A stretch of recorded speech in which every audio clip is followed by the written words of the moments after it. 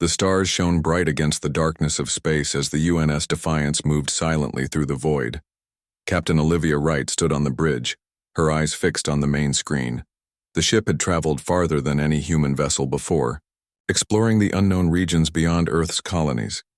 "Captain, we're approaching the coordinates," said Lieutenant Donna Lee from the navigation station. Her voice was steady, but Wright could hear the excitement underneath. "Slow to half speed," Wright ordered. "Let's be careful out here." The Defiance was the pride of Earth's fleet, a diplomatic vessel with enough firepower to defend itself if needed. Its mission was simple: make contact with any intelligent life and establish peaceful relations. Humanity had spread to 12 star systems in the century since developing faster-than-light travel, but they had yet to encounter another, spacefaring civilization. Commander Eric Russell, a tall man with a serious face, looked up from his tactical display. "Captain, I'm detecting unusual energy readings ahead. They don't match anything in our database." Wright nodded. "Yellow alert. Raise shields as a precaution." The crew moved with practiced efficiency. They had trained for first contact scenarios for years, but the real thing made everyone's heart beat faster. "Something's coming out of light speed," Russell announced. His eyes widened. "Multiple contacts. 20. No, 40 ships." The main screen showed the empty space ahead suddenly fill with vessels. They were unlike anything humans had built. Sleek, with purple energy pulsing along their hulls. The largest was at least 5 times the size of the Defiance. "They're in formation," Russell said. "That's a battle group." Wright took a deep breath. "Open all communication channels. Standard. Greeting package." Lieutenant Samantha Carter, the ship's xenolinguist, sent the carefully prepared message. Mathematical sequences, simple images, and basic language primers that Earth scientists had designed to communicate with alien minds. Minutes passed. The alien fleet remained in position, silent and waiting. "They're scanning us," said Russell. "Our shields are holding, but they're using technologies I've never seen before." Finally, the communication system came to life. The main screen filled with the image of a being with grayish-blue skin, vertical pupils, and a crest of firm tissue where hair would be on a human. It wore ornate armor that seemed to be made of metal and some kind of crystal. "I am High Admiral Trazkar of the Zarkonian Empire," said the alien, its words perfectly translated. "You have entered Imperial space." Carter looked surprised. "They've already decoded our language." Wright stepped forward. "I am Captain Olivia Wright of the United Nations Starship Defiance. We come from Earth with peaceful intentions." The alien's expression didn't change. "Your species is unknown to us. Explain your presence and technological capabilities immediately." "We are explorers from Earth, seeking peaceful contact with other intelligent species," Wright said. "We've developed faster-than-light travel and established colonies in nearby systems." The alien was silent for a moment. "Your jump drive technology is of interest. Our databases show your kind has only recently achieved space travel. Your development has been unusually rapid." Wright felt uneasy. There was something cold in the way the Admiral spoke, as if evaluating a resource rather than greeting a new species. "We hope to establish friendly relations with your empire," Wright said. "Exchange of knowledge and peaceful trade would benefit both our peoples." "The Zarkonian Empire does not establish friendly relations," Trazkar replied. "For 50,000 years we have ruled this sector of the galaxy. Lesser species serve the Empire or face elimination." The bridge grew quiet. Wright kept her face calm despite the threat. "Surely there's room for peaceful coexistence," she said. Trazkar made a sound that might have been laughter. "Here are the Empire's terms. Humans will cease all expansion immediately. You will surrender your jump drive technology to Imperial authorities. Your colonies will accept Imperial governors and pay appropriate tribute. In exchange, your species will be permitted to exist under our protection." Wright felt her jaw tighten. "And if we decline these terms?" "Then you will be deemed hostile, and your worlds will be cleansed for more worthy settlers." Trazkar's voice was matter-of-fact, as if discussing the weather. "You have 10 of your Earth days to inform your leaders and prepare your formal surrender. We will meet at these same coordinates for your answer. The screen went dark. Commander Russell checked his readings. They're moving away, Captain. Track them as long as possible, Wright ordered. Then set course for Earth maximum speed. She turned to communications. Prepare a full report for Fleet Command, Priority 1. The journey back to Earth took 3 days at the Defiance's top speed. Admiral Gregory Phillips received Wright's report in person at Fleet Headquarters in Geneva. His office overlooked Lake Geneva, but no one was admiring the view. They gave us 10 days to surrender? Phillips asked, his gray eyes narrow. Yes, sir, Wright replied.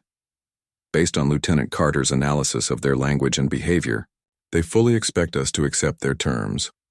Carter, who sat beside Wright, nodded. The Zarkonians seemed genuinely surprised when Captain Wright suggested peaceful coexistence. Their language had no hesitation markers when delivering the ultimatum. They've likely never been refused before. Phillips walked to the window. The Security Council is meeting in an hour. What's your assessment of their military capabilities, Captain? Their technology appears more advanced than ours, Wright said honestly. But they may be overconfident. They don't know humans very well if they think we'll simply surrender our freedom. Phillips turned, a hint of a smile on his weathered face. No, they certainly don't. He picked up a datapad. While you were en route, we gathered every scrap of intelligence we could. Long-range scans have detected their fleet movements. They have numbers, but their ships are spread thin across a vast territory. You're not considering fighting them? Carter asked, surprised. Lieutenant, humanity didn't come this far by bowing to bullies, Phillips said. The Security Council will make the final decision, but I'll be recommending a clear response. Which is? Wright asked. That we challenge them directly, Phillips said. If the Zarkonians want our jump drive technology, they'll have to fight for it, and I think they'll find humans are unlike any species they've encountered before. Wright felt a mix of fear and pride. They'll expect us at the meeting point in 7 days. Oh, we'll be there, Phillips said. But not to surrender. The Empire has ruled through fear for 50,000 years. It's time they learned that humans don't scare easily. As Wright left the Admiral's office, she looked at the blue sky above Earth. Soon, that sky would be filled with warships preparing for humanity's first interstellar war. The Zarkonians believed victory was certain. They had no idea what they had started. Because unlike the other species the Empire had conquered, humans had one trait the Zarkonians had never encountered. When backed into a corner, humans didn't retreat. They fought back harder. 6 months passed quickly. Earth and its colonies prepared for war while the Zarkonian Empire grew impatient. The human refusal to surrender had surprised them. No species had ever challenged the Empire before. New Horizon, the furthest human colony, became the first target. The planet was home to 30,000 settlers, mostly farmers and miners. Its location made it hard to defend but impossible to abandon. Admiral Kelly Martinez stood on the bridge of the UNS Valiant, watching as 6 other human warships took position around the colony. Her brown hair was pulled back tightly, and worry lines creased her forehead. The colonists have been moved to the underground shelters, reported Commander Lisa Brown. But if the Empire brings their full force, 7 ships won't be enough. Martinez nodded. We're not here to win. We're here to show them that humans don't give up easily. The tactical display showed the colony's defenses, planetary shields, ground-based weapons, and the small fleet. Against the Empire's armada, it seemed like nothing. Imperial ships detected, announced Lieutenant Ben Foster. Multiple signals coming out of Lightspeed. Martinez straightened her uniform. Battle stations, all ships, form defensive position Alpha. The main screen lit up with dozens of Zarkonian warships, their hulls glowing with purple energy. The Imperial fleet was massive, 35 capital ships and countless smaller vessels. They're hailing us, said Communications Officer Helen Ward. The screen changed to show a new Zarkonian commander, his crest larger and more ornate than Trazakar's had been. I am Grand Admiral Vexicor of the Imperial Fleet, he said, his voice cold and mechanical. Your time for surrender has passed. This colony will be the first to fall as an example to your species. Martinez stepped forward. "This is Admiral Kelly, Martinez of Earth Fleet. New Horizon is under our protection. Any attack will be met with force." Vexicor's vertical pupils narrowed. "Your protection? 7 ships against 35? Your species is not just rebellious, but foolish." "Perhaps," Martinez replied, "but we're still not surrendering." The Zarkonian cut the transmission. Seconds later, the Imperial fleet began to move. "They're deploying in standard formation," said Tactical Officer Jack Wilson. "Just like the intel reports predicted." Martinez nodded. Captain Wright's encounter had given them valuable information about Zarkonian tactics. The Empire had fought the same way for thousands of years because no one had ever challenged them enough to make them change. "Launch fighters," Martinez ordered. "Execute Plan Theta." The UNS Intrepid, commanded by Captain Daniel West, moved forward with its fighter squadron. The smaller ships darted between the massive Imperial vessels, targeting specific points on their hulls. "Their shields are adapting," reported Wilson. "But Chief Engineer Garcia's modifications are working. Our weapons are getting through." On the UNS Intrepid, Engineer Paul Garcia monitored the shield frequencies. "Their energy weapons operate on a quantum pattern," he explained to West. "If we adjust our shields to match, we can absorb some of the energy." West nodded. "Every little bit helps when you're outnumbered 5-1. The space around New Horizon lit up with weapons fire. 3 human ships were already damaged, but they had destroyed 2 Imperial vessels and damaged several others. Lieutenant Ryan Henderson led the fighter squadron in a series of quick attacks, targeting the enemy's weapon systems. "They can't hit what they can't predict," he told his pilots. "Random patterns, just like we practiced." The Zarkonian ships moved with mathematical precision, following battle plans created by their advanced computers. But the human fighters flew unpredictably, making sharp turns and sudden stops that confused the Imperial targeting systems. "Admiral, the enemy flagship is targeting us directly," Wilson warned Martinez. The Valiant shook as energy beams hit its shields. Warning lights flashed across the bridge. "Shields at 40%, reported Brown. "One more hit like that and we're in trouble." Martinez gripped her chair. "Hold position. Signal the Intrepid to execute Maneuver Theta." Captain West received the order and smiled grimly. "You heard the Admiral. Let's show them what humans can do." The Intrepid suddenly accelerated directly toward the Imperial flagship, weapons firing continuously. The Zarkonians, expecting the human ship to retreat from their superior firepower, were caught off guard. "Their shields are fluctuating," Garcia reported. "Now's our chance." The Intrepid fired all weapons at a single point on the Imperial flagship's hull. The shields collapsed and the massive ship's power systems began to fail. "The flagship is disabled," Wilson announced on the Valiant's bridge. "Several other Imperial vessels are breaking formation." Martinez allowed herself a small smile. "They didn't expect that. Their battle computers don't understand human unpredictability." The battle continued for hours. The human fleet lost 2 ships, and the others were badly damaged. But they had destroyed or disabled 7 Imperial vessels, something the Zarkonians had never experienced before. Finally, the Imperial fleet began to withdraw. The remaining Zarkonian ships gathered their damaged vessels and jumped to light speed. "They're retreating," said Brown, disbelief in her voice. "We actually won." Martinez shook her head. "This was just the first battle. The war has only begun." In the colony's main control center, Governor Diane Watson watched the Imperial fleet depart.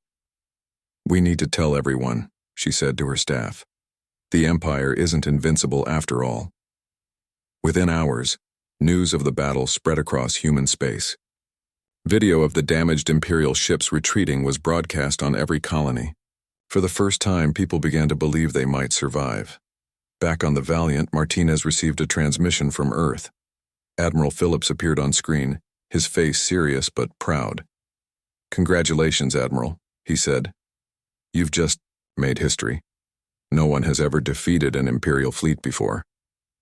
"It was a small victory," Martinez replied. "And it cost us dearly." Phillips nodded. "But it's given us something valuable. Hope and it's shown us that our strategy can work. What's our next move? Martinez asked. We're not waiting for them to attack again, Phillips said.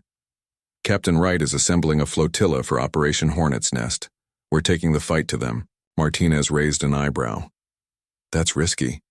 It is, Phillips agreed, but the Empire has never faced an enemy that fought back. They don't know how to handle it.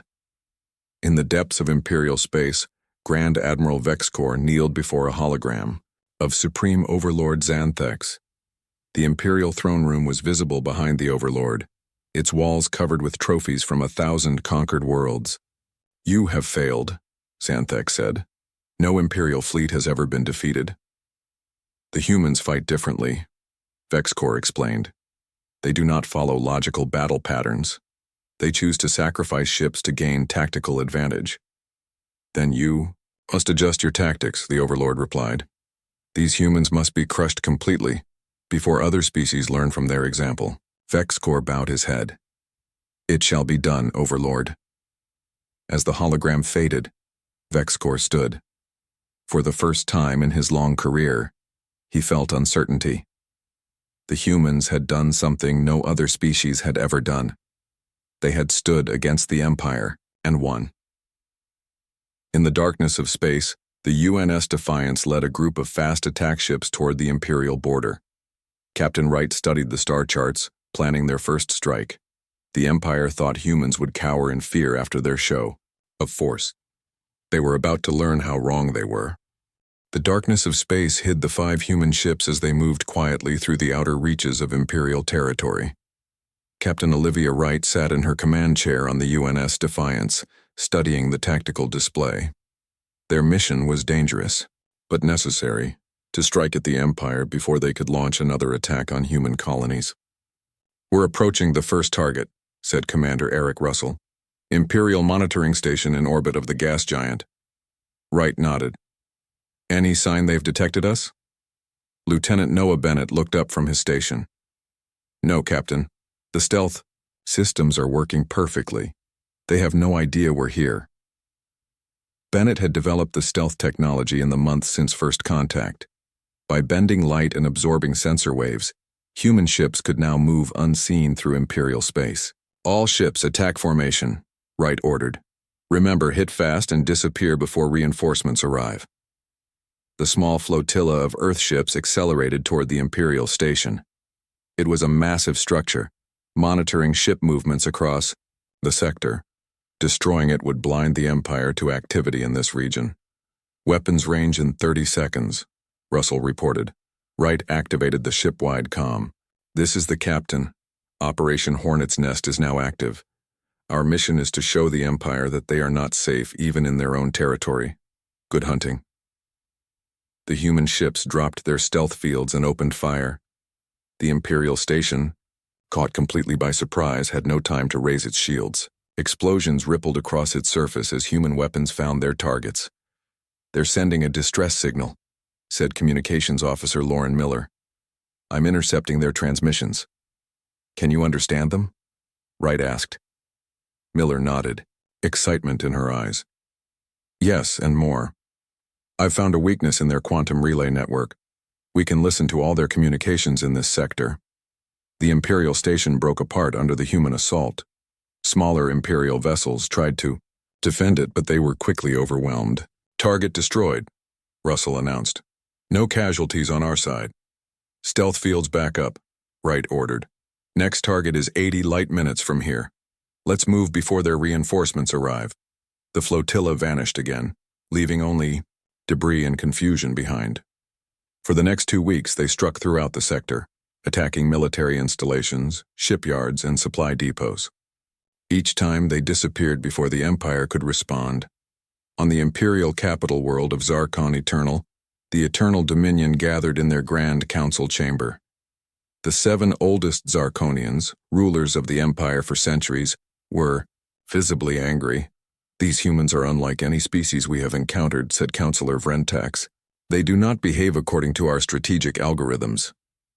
Grand Admiral Vexcor stood before them, his posture stiff.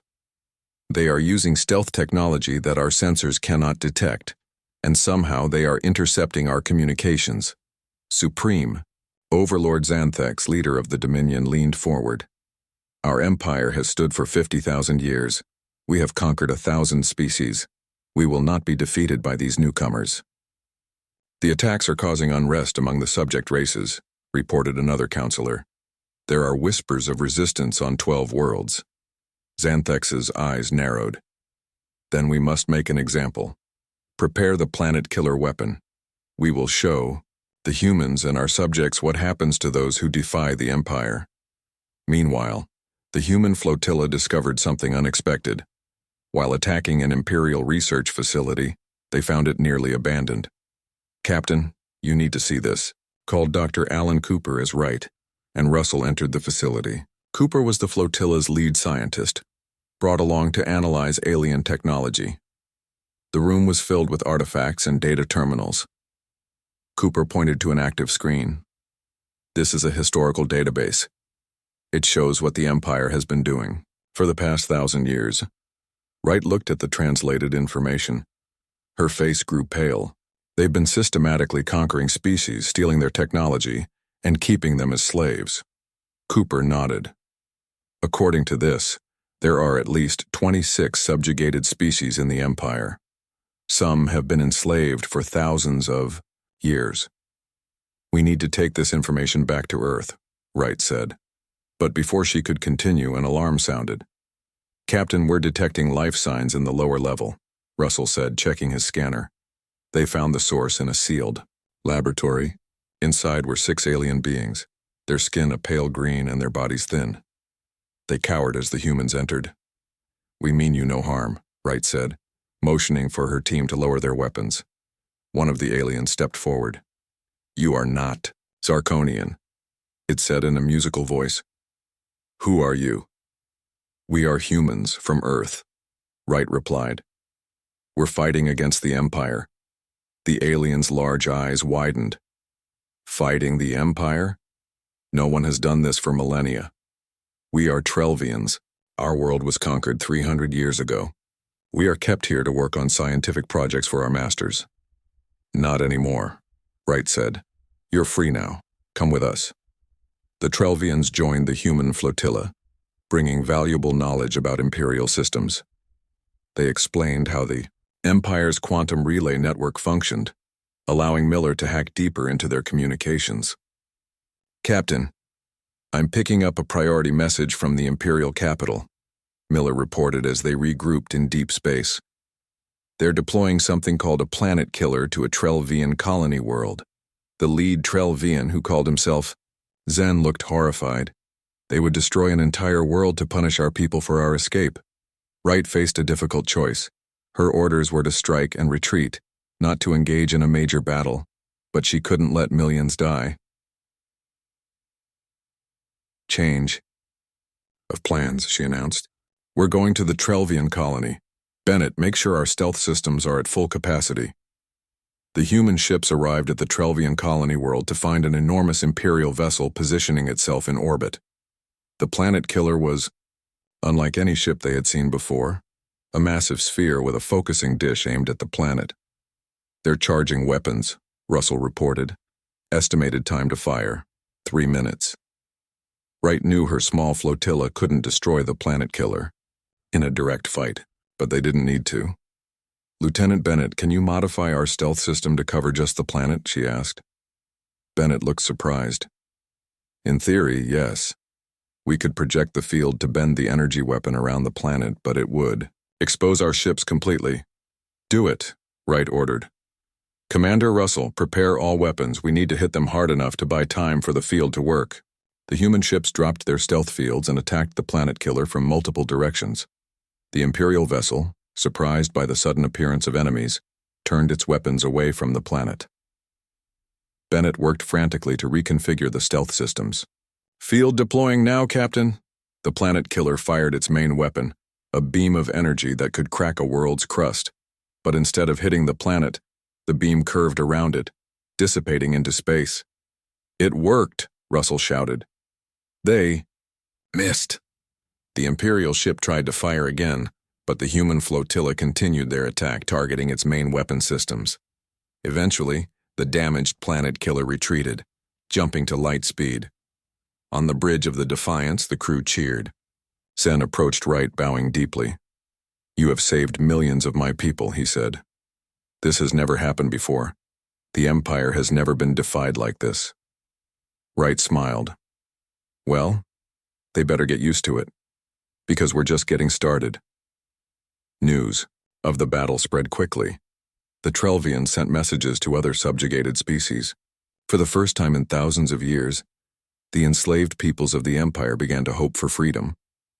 As the human flotilla prepared to return to Earth with their new allies and the valuable data they had collected, Wright received a message from Admiral Phillips. "Congratulations, Captain," Phillips said. "Operation Hornet's Nest has been more successful than we dared hope, but the real work is just beginning. The Empire is mobilizing its forces, and we need to build a coalition that can stand against them." Wright looked at Zen and the other Trelevians who had joined her crew. "I think we've already started, sir." Across Imperial space, whispers spread from world to world, species to species. The humans were coming, and for the first time in 50,000 years the Empire was afraid. The neutral world of Proxima 4 orbited a red dwarf star at the edge of explored space. It had no permanent settlements, only a trading post used by independent merchants. Now it was about to become the birthplace of a new galactic alliance. Admiral Kelly Martinez watched from the viewport as ships arrived from across the galaxy. There were vessels of different shapes and sizes, each representing a species that had suffered under Imperial rule. Some had broken free on their own after hearing of human resistance. Others had been liberated by Earth's growing fleet. 12 species confirmed, Admiral," reported Major Julia Robinson, head of security. "The Trelvians, Novanites, Axuri, and 9 others, all former Imperial subjects." Martinez nodded. "And all risking everything to be here." The diplomatic summit had been her idea. After Captain Wright's successful mission into Imperial space, Earth's strategy had shifted. Fighting the Empire alone would be nearly impossible, but with allies they stood a chance. "Ambassador Harris is ready to begin," Robinson said. William Harris had been Earth's top diplomat before the war. Now he had the challenging task of uniting very different species against a common enemy. The meeting hall was a converted cargo bay, hastily adapted for the historic gathering. As Martinez and Robinson entered, they saw representatives seated in a large circle. Some breathed different atmospheres and sat in special environmental suits. Others had strange body shapes that required custom chairs, but all shared one thing: hatred of the Empire. Harris stood in the center, his silver hair gleaming under the lights. "Welcome, friends," he began. "Each of us has suffered under Zarkonian rule. Each of us has decided to fight back. Today, we take the first step toward a future where no species lives in fear of the Empire." A tall, thin Trelvian stood. "The humans have shown great courage," said Zen, who had become his people's new leader. "But the Empire has ruled for 50,000 years. They have countless worlds and ships. How can we hope to defeat them?" "By working together," Harris replied. "Each of your species has unique knowledge and technology. The Empire took from you and kept you separate, fearing what would happen if you united." A Novanite representative spoke next. Her crystalline body sparkled as she moved. "My people have hidden technology from our masters for centuries. We can offer advanced shield systems that even the Empire cannot penetrate." One by one, the representatives shared what they could contribute. The Axuri had faster engines. The Voltar had weapons that could disable rather than destroy. The Makorians had unmatched stealth technology. Together, they had the pieces of a force that could challenge the Empire. "The humans bring something else," said Zen. "Something we had forgotten: the will to fight back." Harris smiled. "Then let us make it official. Today we form the Alliance of Free Worlds. Together we stand against tyranny." The representatives cheered, a strange mixture of sounds from different vocal organs. But the meaning was clear. Hope had returned to the galaxy. As the summit continued, Lieutenant Frank Thompson arrived in the Proxima system. His ship, the UNS Phantom, was the most advanced stealth vessel in Earth's fleet. He had been on a special mission, one so secret that only Admiral Phillips knew the details. "Request emergency meeting with Admiral Martinez," Thompson said as his ship docked at the station. Minutes later, Martinez, Harris, and Robinson gathered in a secure room. Thompson's face was grim as he activated a holographic projector. "I've been monitoring Imperial activity near the Trelvian homeworld," he said. 3 days ago, they deployed their planet-killer weapon. The hologram showed a beautiful green world. Then a massive energy beam struck its surface. Continents cracked. Oceans boiled. Within minutes, a living world became a dead rock. "They destroyed the entire planet," Thompson said quietly. "Billions of lives gone." Martinez closed her eyes briefly. This was a message. To the Trelvians and to all who would defy the Empire. "It's worse," Thompson continued. "The Empire is building more planet killers, and they've identified Earth as their primary target." Harris looked at the recording again. "The summit must see this. They need to understand what we're fighting against." When the representatives viewed the recording, the room fell silent. Zen wept openly for his lost homeworld. Then, one by one, they stood. "The Empire must be stopped," said the Nova Knight. "We will fight to the end." "This changes our strategy," Martinez told them. "We can't wait for the Empire to attack again. We need to strike at their heart." The Alliance began planning immediately. Using the combined knowledge of 12 species, they identified the Imperial shipyards at Zarkon Prime as the facility building the new planet killers. "If we destroy the shipyards, we can delay their plans," Martinez explained. "Give us time to build our forces." Captain Michelle Evans, an experienced combat officer, was chosen to lead the assault. Her ship, the UNS Challenger, had been upgraded with Novanite shields and Exuri engines. "The shipyards have the strongest defenses in the Empire," Evans said, studying the intelligence reports. "Their planetary shields are impenetrable." Engineer Susan Grant had been working with Trelvian scientists since the summit began. "Maybe not," she said. "We've developed a counter to their shield technology, a pulse that creates a momentary gap." "How momentary?" Evans asked. 30 seconds, Grant replied. "Just enough time for a small strike team to get through." The plan took shape quickly. The Alliance would launch a full assault on the shipyards, drawing Imperial defenses. Meanwhile, a small team would slip through the shields and target the main control center. 3 days later, the first combined fleet of the Alliance assembled at the edge of Imperial space. It was smaller than they would have liked, just 30 ships from all 12 species. But each vessel carried technologies the Empire had never seen combined before. "This is Admiral Martinez to all Alliance ships," Martinez said from the command center. "Today we strike the first blow for freedom. The Empire believes they rule the galaxy by right. Today we prove them wrong." The fleet jumped to light speed, heading for Zarkon Prime. As they traveled, Thompson brought Martinez a final piece of news. "Our intelligence network reports that Grand Admiral Vexcor himself is overseeing the shipyards," he said. "He's the Empire's top military commander." Martinez considered this. If we could capture him, it would be a significant victory. The fleet dropped out of light speed near Zarkon Prime. The Imperial shipyards came into view, a massive structure orbiting a red gas giant. Dozens of warships protected it, including 3 nearly completed planet killers. "Alliance fleet detected," said the Imperial commander on duty. "All ships, battle positions." Grand Admiral Vexcor watched from his command center. "Curious," he said. "The humans have brought their new allies. This will be an opportunity to crush this rebellion once and for all." What he didn't know was that the battle had already begun. As the fleets engaged, Captain Evans led her strike team toward the planetary shields in a cloaked shuttle. Engineer Grant activated the shield disruptor. 30 seconds, she counted down. "Mark." The shuttle slipped through the momentary gap. Behind them, the battle grew in intensity.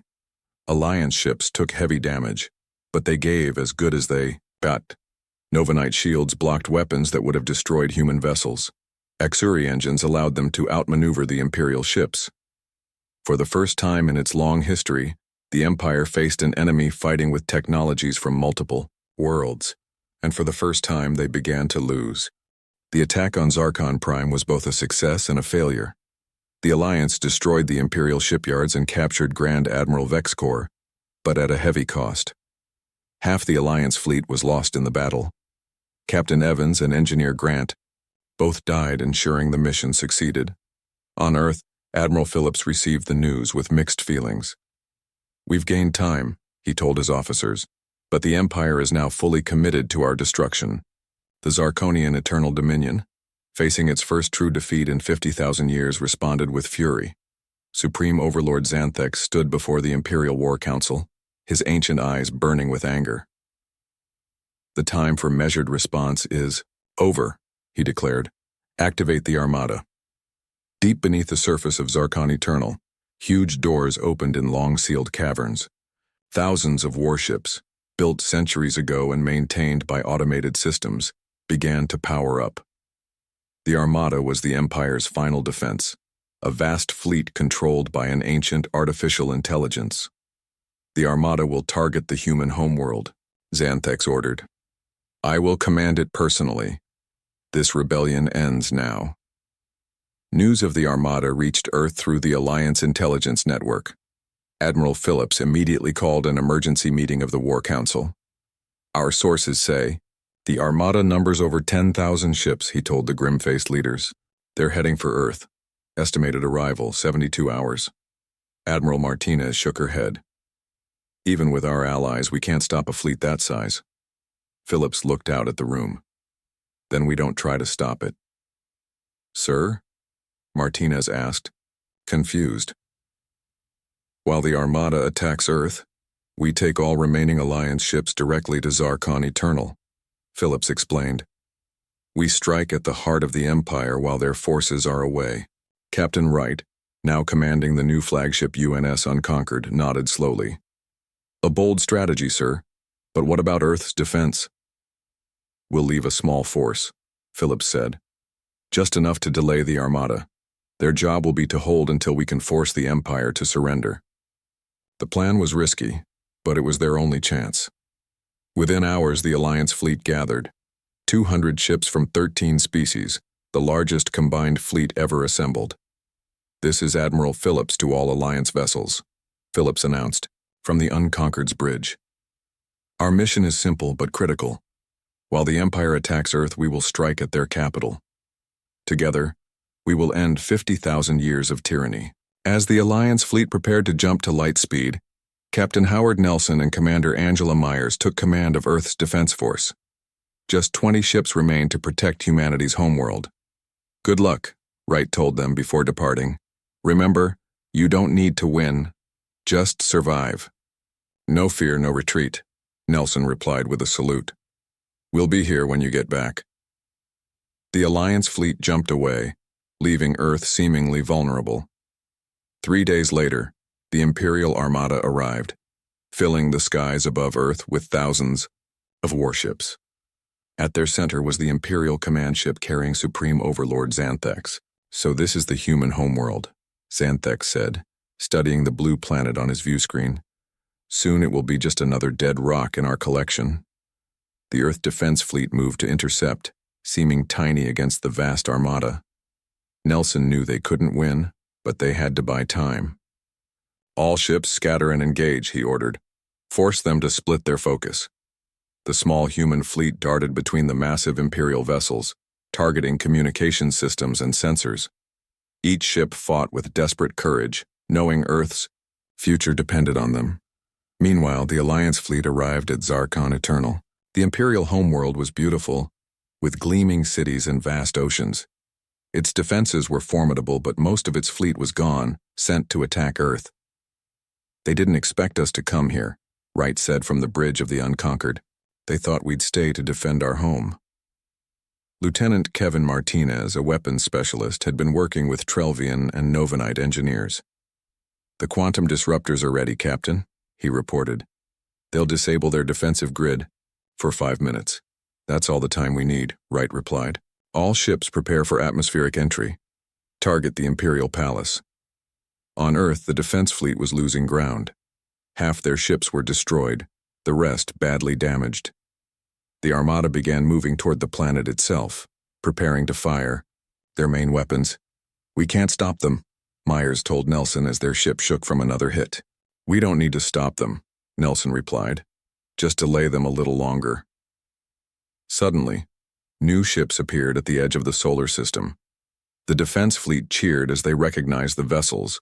The liberated races of the Alliance had sent reinforcements. The Novanites, Trelvians, Axuri, and others had come to help defend Earth. "This isn't just your fight anymore," said the Novanite commander. "The Alliance stands together." On Zarkon Eternal, the Alliance fleet broke through the planetary defenses. The Unconquered led the way, landing near the Imperial Palace. Wright led a team including Ambassador Harris and representatives from each Alliance species. They fought their way through the palace guards, finally reaching the Dominion Council chamber. The remaining counselors cowered as the Alliance forces entered. "Where is Xanthex?" Harris demanded. "Gone to destroy your world," a counselor replied. "You're too late." Harris activated his communication device. "Admiral Phillips, we've secured the palace, but Xanthex is with the Armada." "Then we negotiate with those who remain," Phillips replied. "Make them recall the Armada, or we take their world." The counselors looked at each other. For the first time in their long lives, they faced defeat. "The Eternal Dominion does not negotiate with lesser beings," one said defiantly. Harris looked at them coldly. "Then the Eternal Dominion ends today. The choice is yours." Back at Earth, the combined defense fleet and Alliance reinforcements fought valiantly against the Armada. Despite being outnumbered, they prevented the Imperial ships from firing on the planet. Supreme Overlord Xanthex watched in growing anger as his perfect plan faltered. Then a message came through from Zarkon Eternal. The counselors, their palace, occupied and their homeworld at risk, had made their decision. "The Armada is receiving a recall code," Myers reported on the bridge of her damaged ship. "They're standing down." Nelson couldn't believe it. "We won? We actually won." In the Imperial Palace on Zarkon Eternal, Ambassador Harris met with Supreme Overlord Xanthex after his return. The ancient ruler's pride had finally broken. "For 50,000 years we have ruled through fear," Harris said. "That ends today. The Alliance offers peace, but only if all subjugated worlds are freed." Xanthex looked at the human with new understanding. "You could destroy us, but you offer terms instead." "Why?" "Because humans don't seek to rule as you did," Harris replied.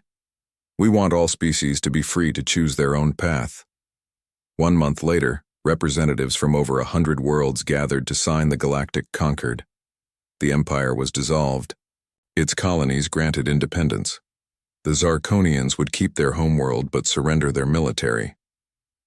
Captain Wright watched from the Great Hall as the former Supreme Overlord signed the document. Beside her stood Admiral Phillips, Admiral Martinez, and representatives from all the Alliance species. "Did you ever think, when we first met the Empire, that it would end like this?" Phillips asked her quietly. Wright shook her head. "No, but I knew we wouldn't surrender." As the ceremony ended, Wright stepped outside to look at the stars. Somewhere out there, new civilizations waited to be discovered.